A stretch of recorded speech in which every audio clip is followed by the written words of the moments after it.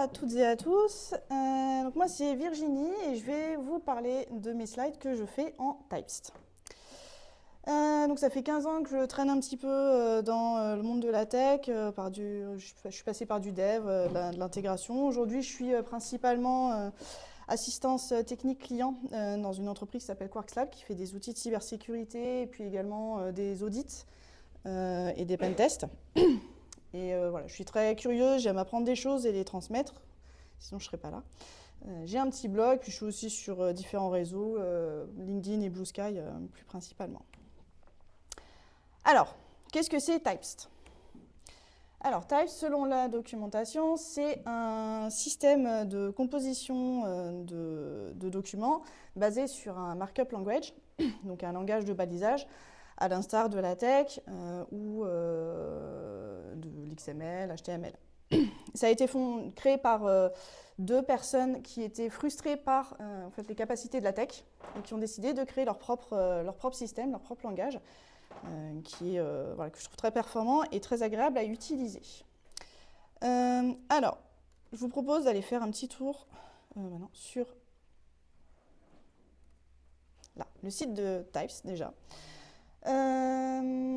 Voilà, donc c'est vendu comme un outil assez facile d'utilisation où on va rédiger donc notre contenu dans le format TypeScript, appliquer un template pour générer des différents documents et on peut voilà, avoir des outputs différents sans changer notre source, c'est juste en changeant le template, bon, rien de bien foulichon. Ça a été donc créé par des personnes issues du domaine universitaire, donc on a beaucoup de choses. Enfin, c'est un outil qui s'adresse d'abord au domaine universitaire, où donc on peut faire des mathématiques, des charts, afficher des tableaux, compiler des données et importer en fait les données d'un tableau à partir d'un CSV. On va pouvoir afficher du code, forger une bibliographie, faire des slides avec l'outil Twing. Ce qui est très agréable, c'est que la documentation, elle est très facile d'utilisation. Ah oui, merde. Fail. Fail. Pas de réseau.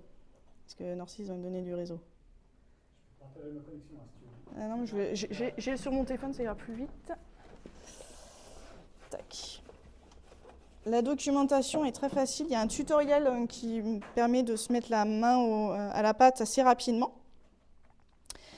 Et puis, on va pouvoir rechercher, en fait, dès qu'on va avoir besoin de créer une table ou quoi que ce soit, on va avoir un champ de recherche et ça va nous afficher directement toutes les sections de la documentation qui vont être concernées par ça.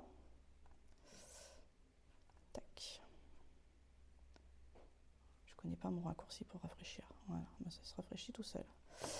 Voilà, donc le tutoriel qui se veut assez rapide. Et donc, ce que je disais, la documentation de référence. Si je veux faire un tableau, je tape table. Tout de suite, j'ai accès voilà, à toutes les occurrences de tables dans la documentation.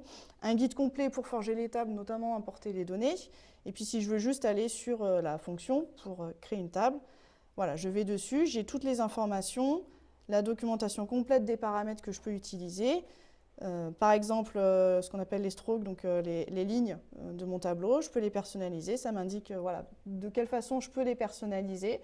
Et puis, si je veux voir comment utiliser le type color, je clique dessus et ça m'y emmène. Donc voilà, très facile, je trouve que c'est très fluide. Et puis ensuite, on a toute une série de packages qui sont dans le TypeScript Universe, enfin des packages et des templates. Si c'est trop petit, dites-moi, c'est bon. C'est trop petit.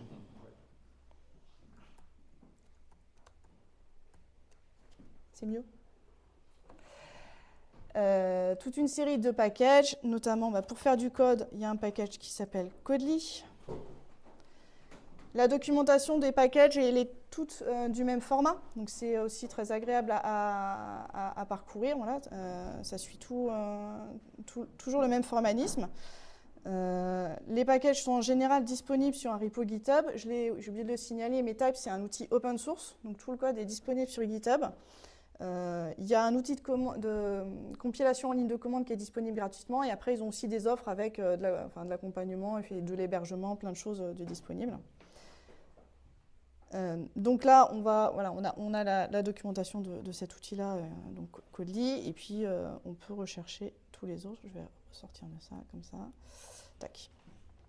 Et donc, on va avoir notamment Twing, qui est l'outil que j'utilise là pour faire les slides.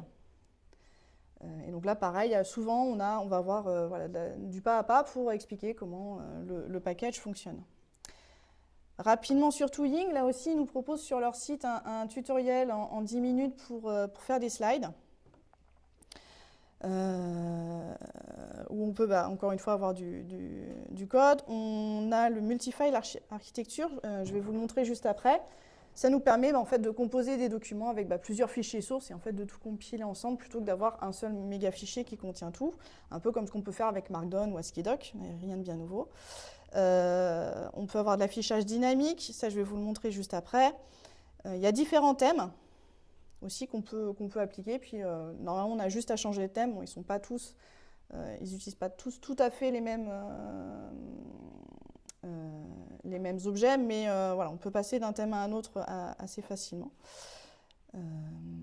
Et puis on peut créer son propre thème également, ce qui a été fait là dans le cadre de mes slides. Il y a un thème interne à mon entreprise qui a été créé.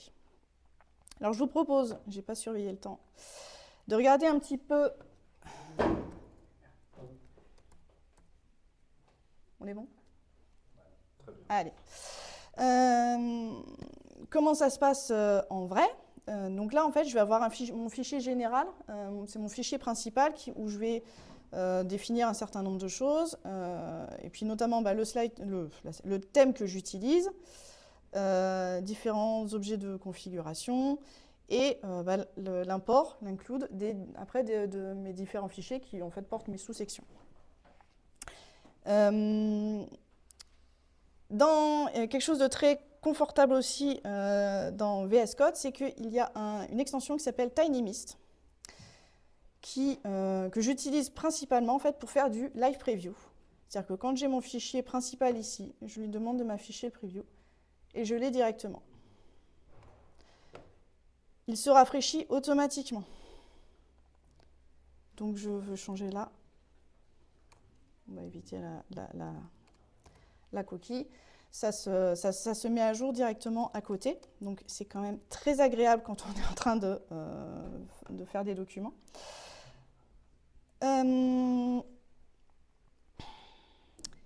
Et puis, je peux naviguer de mon aperçu à mes fichiers sources juste en cliquant dans mon aperçu. Je clique dedans, il m'ouvre le fichier source, il me met directement au bon endroit dans le fichier source. Donc là encore, c'est super agréable quand on est en train de revoir le document. J'ai une coquille à tel endroit, on ne cherche pas pendant 2 heures. Inversement, si je vais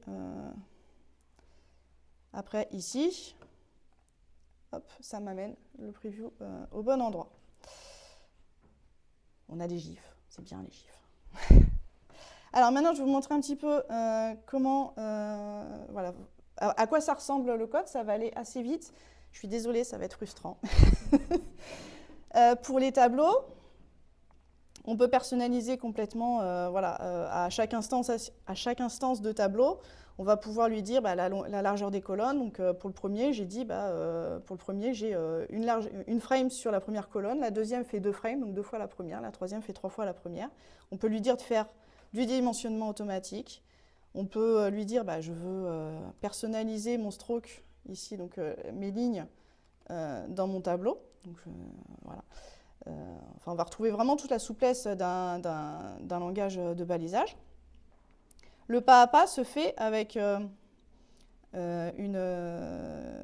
instruction, une balise qui s'appelle only, pour lui dire d'afficher. Là, je veux afficher le contenu qui suit seulement sur la première étape de la slide.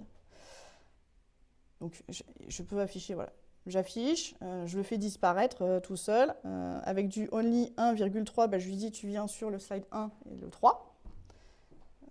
Donc c'est super, moi je m'en sers beaucoup, c'est super pratique pour quand on veut faire du pas à pas, quand on fait des formations. Moi je donne des formations pour mon entreprise. Quand on explique, je ne sais pas, une documentation ou quoi, on passe paramètre par paramètre. Avec ces mots-clés-là, ça se fait très facilement. Au niveau du code, donc on a le package Codely qui nous permet d'avoir de la coloration syntaxique. Et puis, donc là j'ai le petit mot pause qui me sert aussi à faire de l'affichage incrémental. Et au niveau donc, du code, on peut faire de la mise en surbrillance. De la mise en surbrillance, soit de toute une ligne ou d'un morceau de ligne, en choisissant à chaque fois quelle couleur on veut, etc.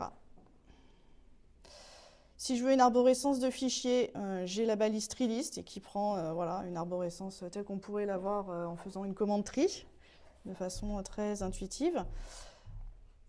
Je veux faire des graphes, on a un package qui s'appelle Fletcher, qui permet en fait de définir tout simplement des nœuds et puis des liens entre les nœuds. Et puis comme on est encore avec un langage de balisage, je peux personnaliser les couleurs de mes cercles, de mes flèches, de mon texte de façon super facile avec juste voilà, la balise texte. Je lui donne la couleur, je lui dis que c'est en gras, et puis voilà, j'ai autre en gras vert. La compilation en ligne de commande, j'en ai parlé, donc on a Typest qui permet de générer le PDF. Et puis si on veut générer les slides en HTML, on a la commande Twing. Pour finir, un petit mot rapide sur les perfs. Dans l'entreprise, on avait 180 CV dans notre CV Tech qui était en LaTeX. Ça prenait 15 minutes à compiler. Ça a été passé sur Typest. Ça prend 30 secondes. Voilà, donc le côté performance est largement approuvé.